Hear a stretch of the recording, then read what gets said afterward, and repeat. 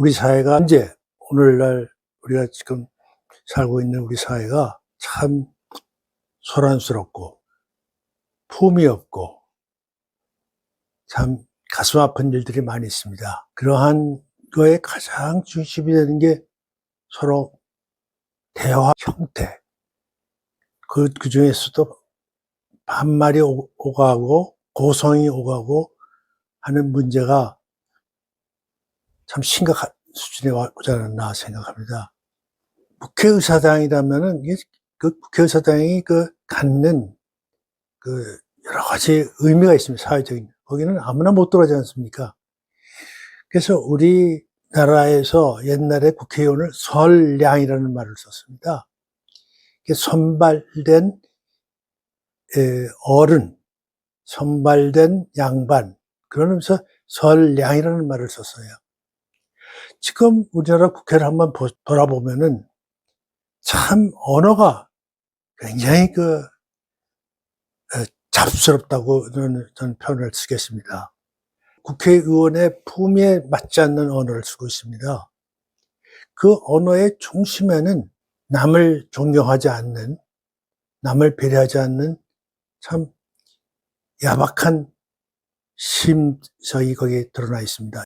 옛날에 우리 조부들께서 어떤 언어를 썼을까 하고 돌아봐요.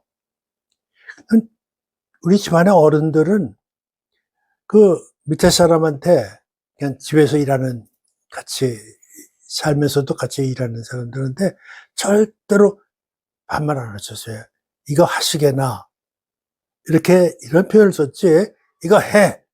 이런 명령조가 없었어요. 근데 오늘 우리 사회는 굉장히 민주화 사회, 그 언어는 너무너무 거칠어요. 거기에 제가 참 마음 아프게 생각하는데, 이거는 우리가 바꿔야 될 상황이에요. 이거는 우리가 극복해야 될 상황이라고 생각합니다.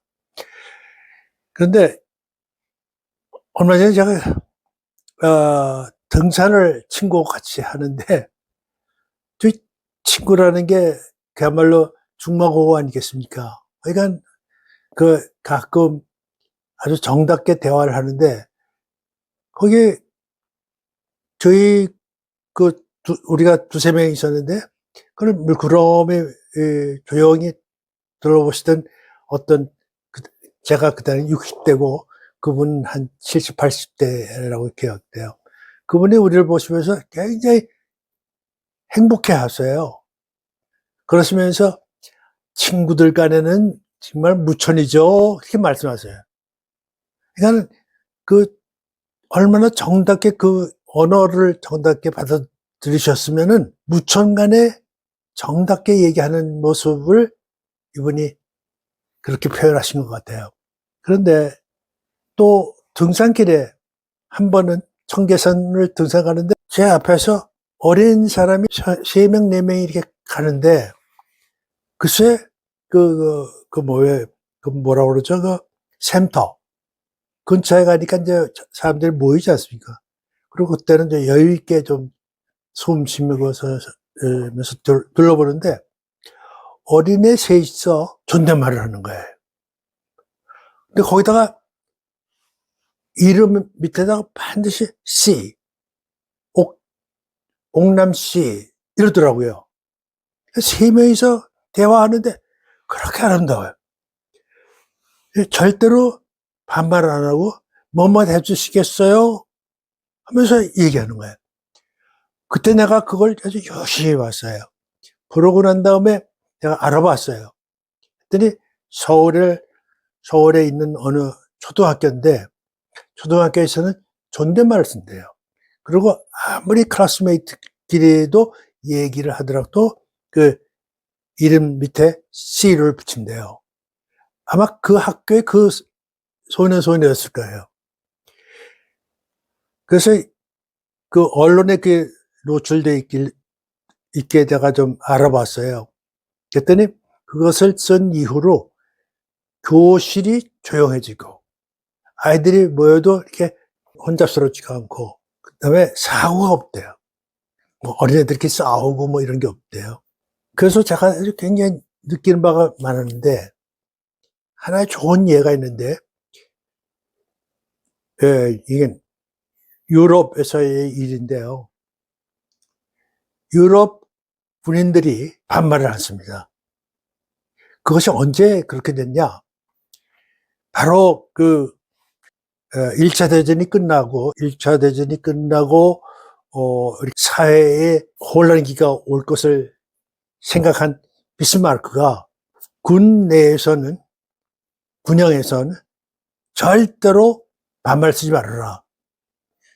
여러분들 아시겠지만 독일어에는 반말하고 존대어가 있어요. 또 칭이 있을 때 당신 귀하할 때는 Z라고 그래요. 그 다음에 친구끼리 얘기할 때는 누라고 그래요.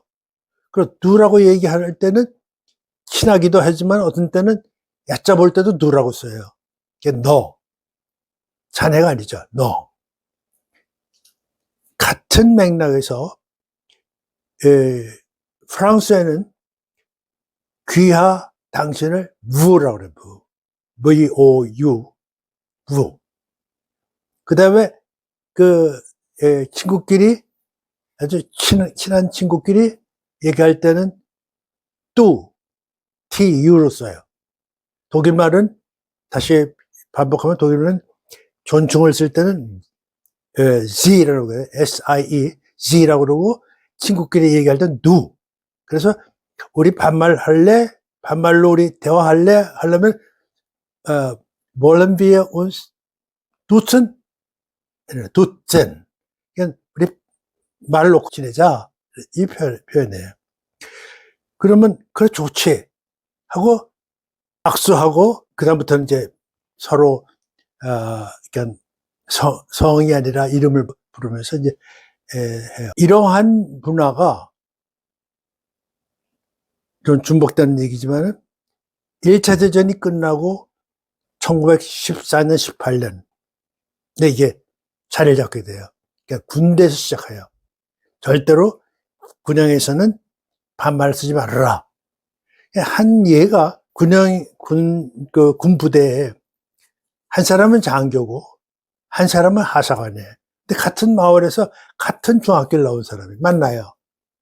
근데 만났으니까 서로 만났으니까 하는 장교하고 하는 하사관인데 만났으니까는 두선을 할 거 아니에요. 그냥 너 참 반갑다. 이렇게 말할 수가 아니에요. 그런데 그걸 할 수 있어요. 단둘이 있을 때는.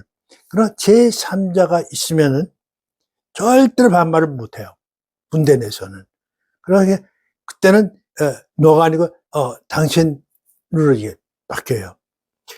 이것이 군대 내에서 1914년, 16년경에 이게 시작을 해가지고 지금 완전히 자리 잡았어요. 그래서 똑같은 것이 프랑스 군영 문화에도 이게 똑같이 지금 진행됐어요. 근데 2차 대전을 우리가 겪었습니다. 2차 대전을 겪으면서 독일 군인이 프랑스 군인이 군기가 문란했다든지 군기가 약해져 가지고 패한 게 아니잖아요. 다른 말로 하면은 군에서 정병호를 썼다고 그래가지고 이 군사력이 약화된다는 정신적으로 약화된다는 말을 아니라는 거예요.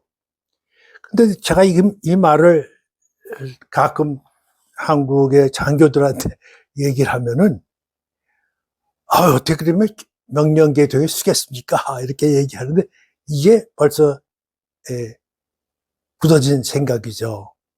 근데 제가 이 문제점을 제기합니다.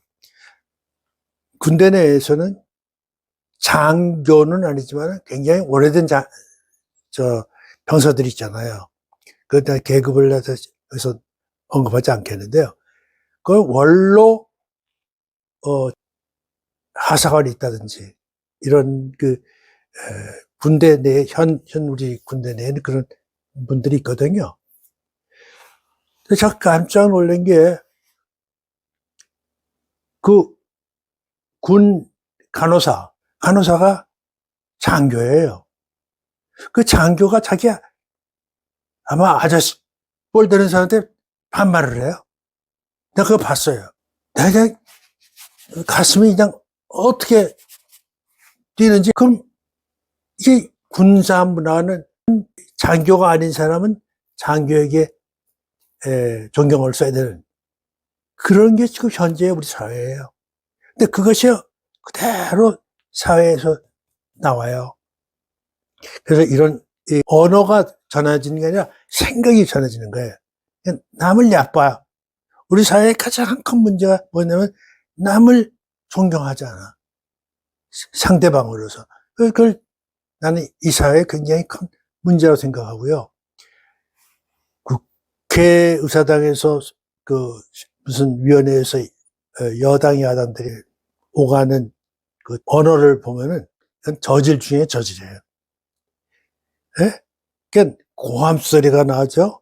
두 번째는 언어는 서로 뭐 반말은 안 하지만은 이건 뭐 반말하는 거나 똑같아요. 언어의 그 선택이 정말 저질해요. 이런 것을 제가 지켜보면서 너무나 가슴이 아파요. 우리 사회 이거 여기서 탈피해야 돼요. 탈피하는 방법은 절대로 반말을 했다가 사용해서는 안 된다는.